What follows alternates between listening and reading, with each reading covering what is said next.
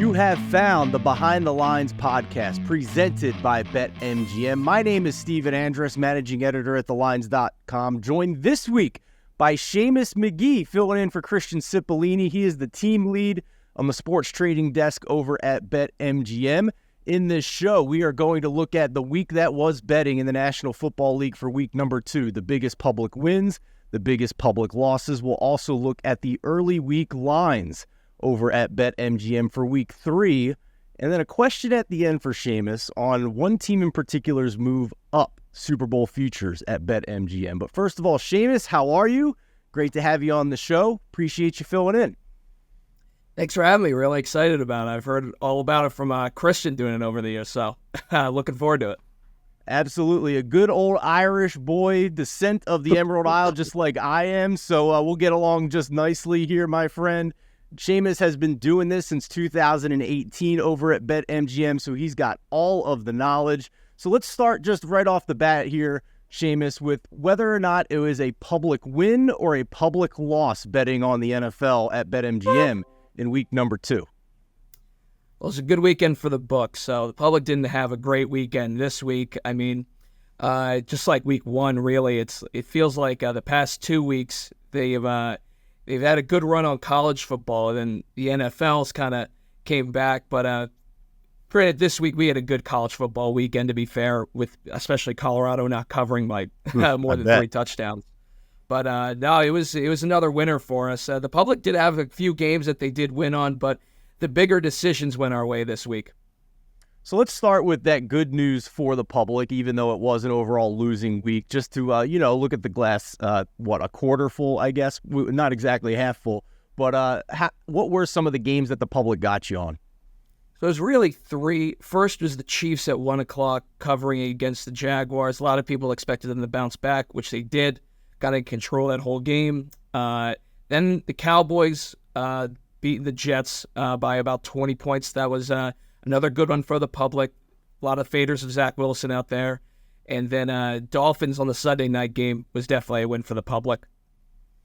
You know, from talking to Christian before the season, we kind of predicted that you guys would have a hard time writing tickets on the Arizona Cardinals to cover the spread this year. And I'm guessing that this is going to be one of the games that was among the highlights of the biggest public losses in week number 2. So am I right or am I wrong? And then what others were included as well? Definitely right. Giants are right at the top of the list. Kind of a bad beat. I mean, they were down 28 points, so I don't know if you want to give it the bad beat title, but the hook definitely come into play there. Bengals was a bad one for the public. Ravens winning outright was huge. Broncos, another team everyone thought they'd bounce back at home against the Commanders this week. That was a big loser for them. Then Chargers and the Lions. I mean, Chargers mainly I could see just because, bounce back. I think a lot of people don't like the Titans this year. But as far as the Lions go, I mean, we have so many customers in Michigan who love to back the hometown team. So pretty much every weekend, we're going to need whoever's playing the Lions. Well, thankfully for you, it seems that they're going to be a favorite more often than they were in years past, where they were just asking them to cover as a dog. A much taller task, it seems, week to week now for the Lions, except for when they're playing one of the elite teams in the NFL. So I certainly would be a little more queasy backing the Lions every single week, given their market rating at this point versus what we've seen the past couple of years. So that's certainly interesting. But let's transition now to week number 3.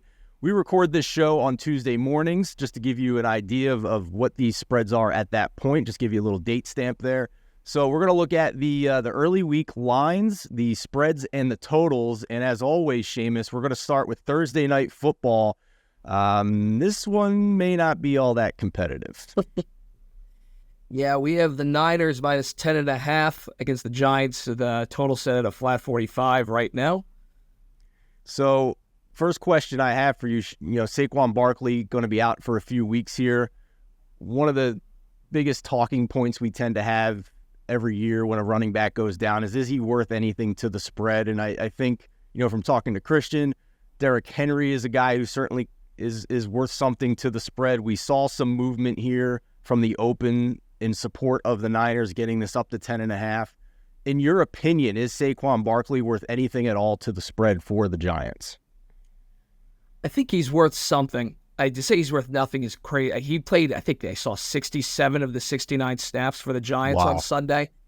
I mean, he's a workhorse for them. If you take him off the field, it's not a lot they're working with. Even though they made a bunch of investments at the wide receiver position, he's still pretty much the number one guy for them.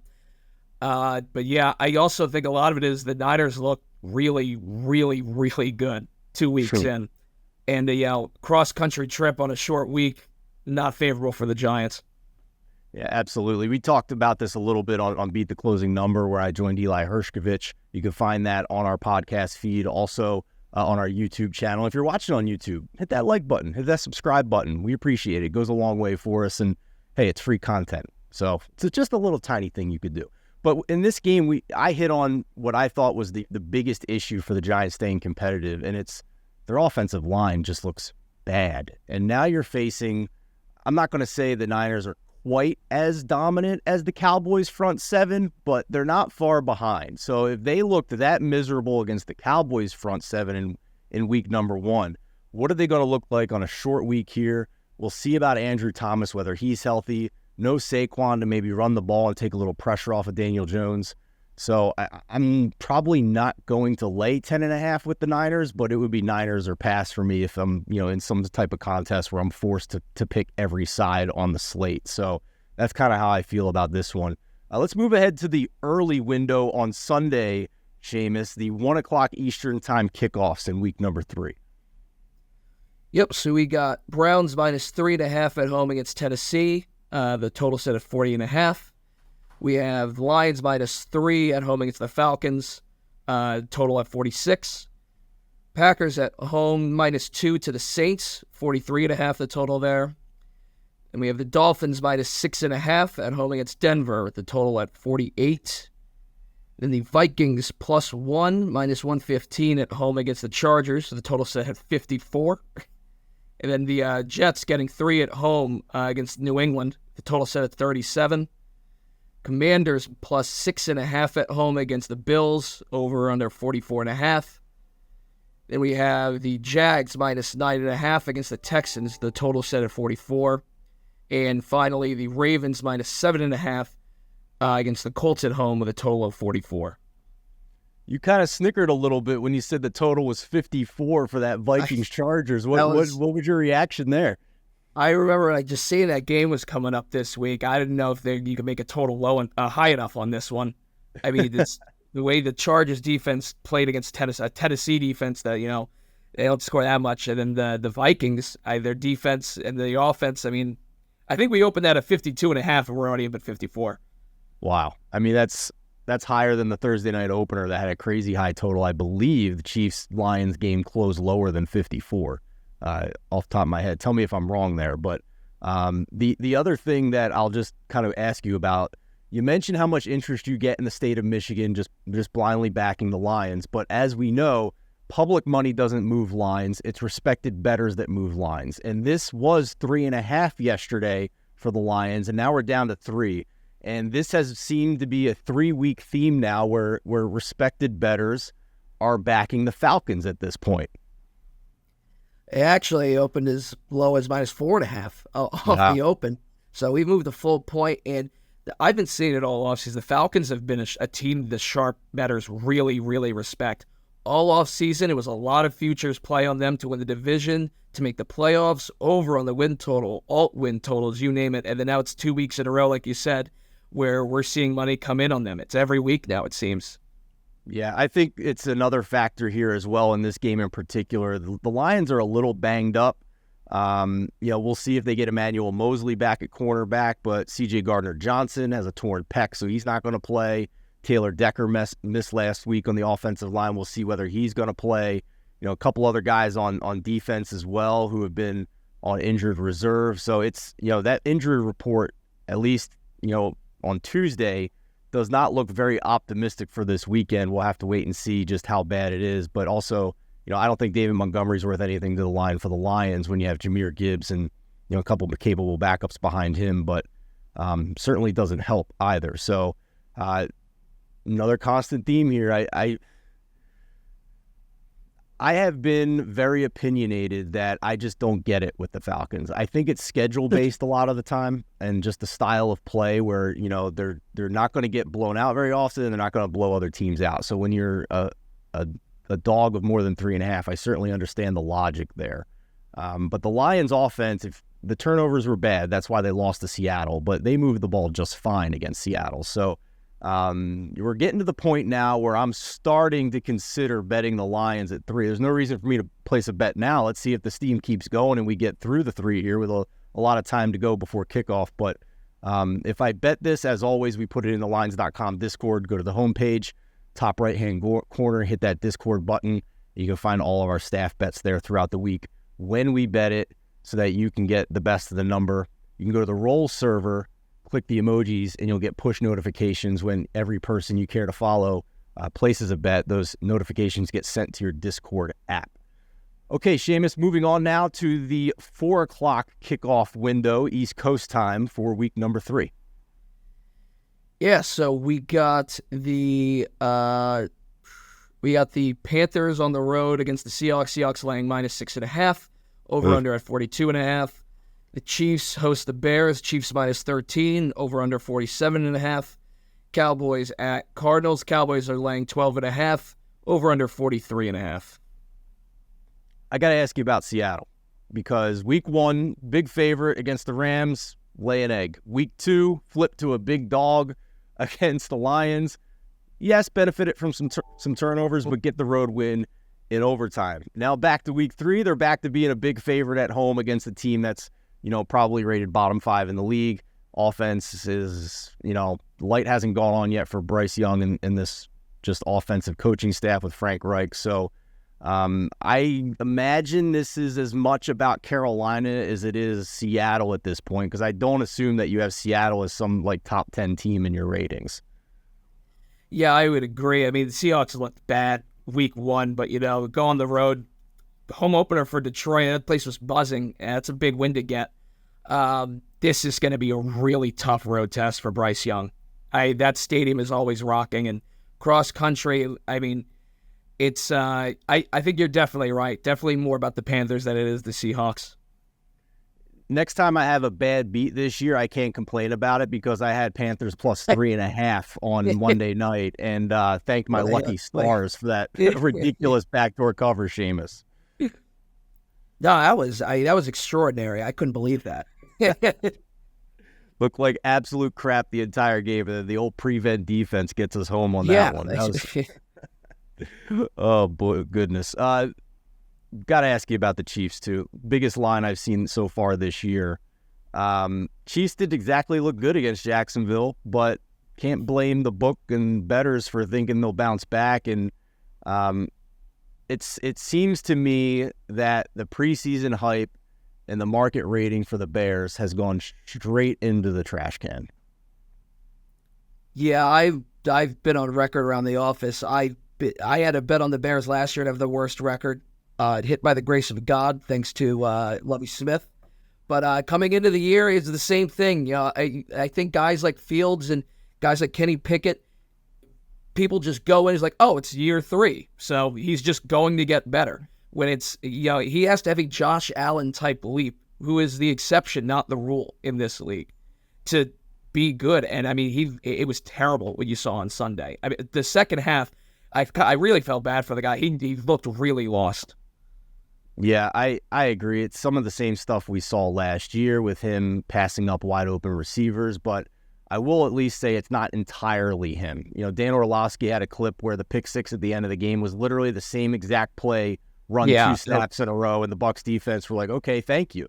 So this is coaching malpractice just as much as it is Justin Fields not taking the leap as well. So it's just, I said it after week 1 that I feared that this is Urban Meyer levels of dysfunction when it comes to game planning and getting the offense ready to go. And now here in Chicago, it just, can't blame anybody for laying 13 with the Chiefs this week, because they could legitimately win by 30. We'll see. So we've seen no fight and no just organization, professionalism from the Bears offense at this point. Finally, Seamus, we have a second week in a row of a Monday Night Football doubleheader, but we will start with the Sunday night game between the Steelers in Las Vegas against the Raiders. Yeah, Raiders +1, minus 115 right now, and the total at 44. All right, and then let's just jump right into the Monday Night Football games as well. Yep, we have the Eagles laying 5.5 on the road in Tampa, with the total set of 46. And finally, the Bengals minus 1.5 against the Rams at home, the total at 43.5. In your opinion, is that number kind of straddle in the middle here of what it would be if Burrow is out and what it would be if Burrow was in? Is this, or are we closer to the Jake Browning number already at this point? I mean, with a healthy Matt Stafford, I have a hard time seeing Jake Browning favored in this game if no Burrow. Because I think you're right. I think we're inching towards that. But I mean, it was sharp money all day with the news coming out about Burrow. Yeah, fair enough. I mean, this was 7 on the preseason line in favor of the Bengals, and then before the Schefter tweet, we were looking at Bengals minus 3.5. So we're through that P number of 3, and I 100% agree with you. I think the Rams close a favorite here if Burrow is confirmed out, or maybe even earlier than that, doesn't practice on Wednesday, doesn't practice on Thursday type situation. So certainly interesting there. Before we let you go, Seamus, let's wrap up with a quick look at Super Bowl futures. And I just want to get your opinion here, maybe your observations of what you've seen of bets coming in the first couple of weeks of the NFL season, because you guys at BetMGM leave this market for Super Bowl futures open constantly. It's open during games, during the week. So you're taking bets 24/7, 365 on this market. And right now, I'm seeing the 49ers as a co-favorite with the Kansas City Chiefs at 6-1. So my question to you is, did you get significant money to move the Niners up to co-favorite status, or was this just more of a market adjustment by you guys after seeing that they're going to be just fine with Brock Purdy back and healthy?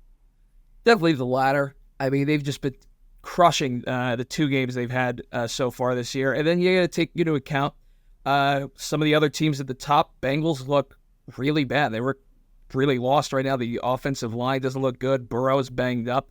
So you have to take that into account. Eagles looked a little shaky, I'd say, on Thursday, in my opinion, for a game that everyone kind of expected them to really go in and make a statement.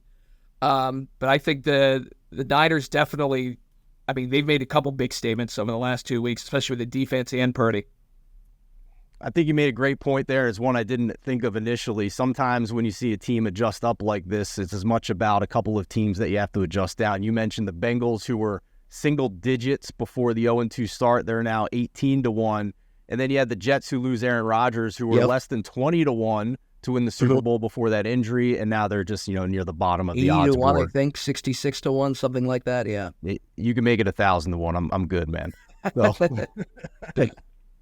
Yeah, they're just a non-factor. So combine those things, and the equity's got to go somewhere else, right? So now we're at Niners up there with the Kansas City Chiefs.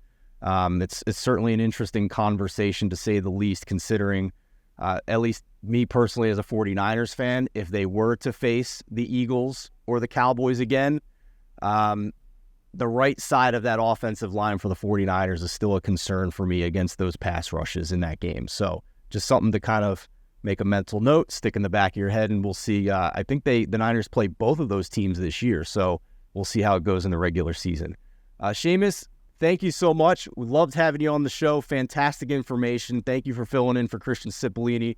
You're welcome back anytime, my friend. Passed with flying colors. Thank you, sir. For the rest of you out there, rest of the schedule this week, Eli and Mo will be back with Beat the Closing Number on Thursday. They'll have another guest give you their bets for week number 3. And as always, the NFL Megapod will be back Friday afternoon and through the weekend. Adam Candy, Matt Brown, and myself going through all of our bets and the matchups for week number 3. For Seamus McGee, I'm Stephen Andress. Thanks for watching Behind the Lines, presented by BetMGM.